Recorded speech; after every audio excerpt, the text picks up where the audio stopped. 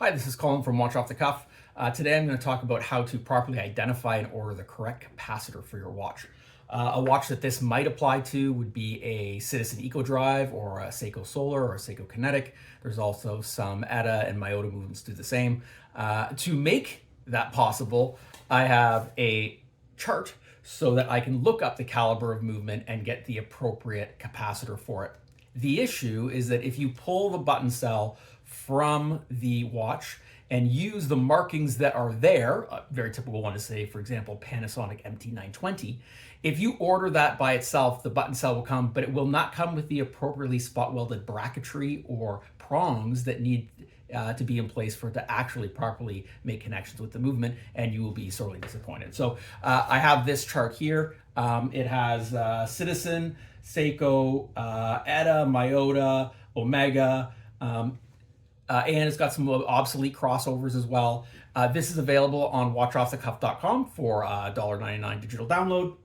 Literally, I have hundreds of calibers on here.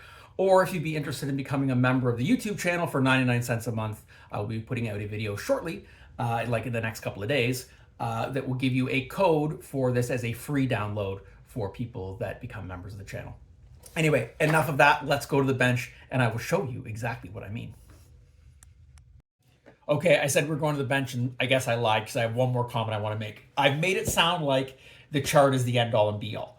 The fact of the matter is that once you have the movement model number / caliber, you can then usually go online with most online retailers and find it using the caliber number, myself included. I sell the capacitors at watchoffthecuff.com.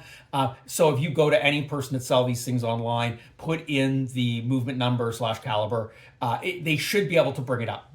The issue is that there's so many different capacitors, there's so many different movements. There's an issue with some obsolescence that a chart like this, if you are in a commercial setting, like you're running a small retail shop, a chart like this is really, really handy in terms of finding the capacity you need to match that movement very, very quickly. But if you have a very common movement, you're probably going to be lucky or relatively lucky online being able to search it by the caliber number, and whoever's selling you the capacitor will say, yes, this is good for this watch movement. Okay, now let's go to the bench. Okay, let's take a look at some capacitors here. So let's take a look at this Maxell here. And if we take a look here, we'll get into focus. And we can see that it has got TC920S. The problem is that cell, if you order it like that, does not come with this little brass spot welded bracket on the back. And those pieces are going to make contact with various parts of the movement. Sometimes there's a screwed down portion. I'm going to maybe just grab this as a pointer.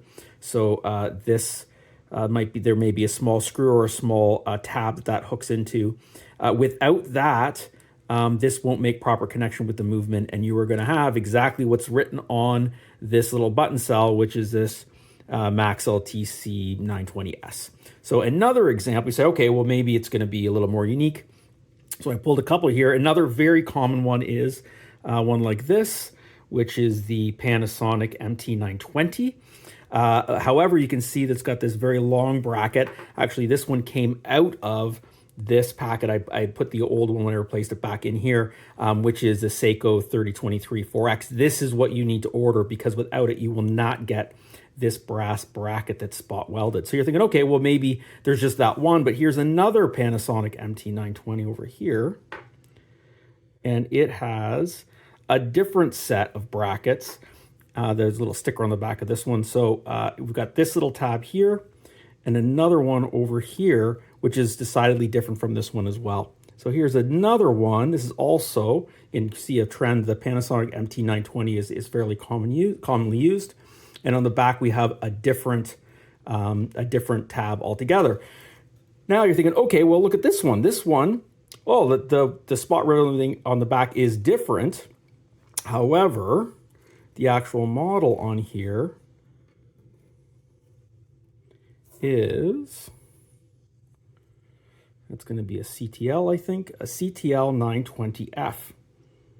And again, if you were to buy the CTL 920F, you would be in the same boat. So what happens with the chart is that I could say, okay, I have this Seiko watch, for example, and I have this identified here, which again is not going to help me, I can come here and say, okay, if I go to a 7 series, oh, there's the 7D48 that's going to be listed on the movement, and then oh, there's the 3023-4X, and I can go ahead and order the correct part number.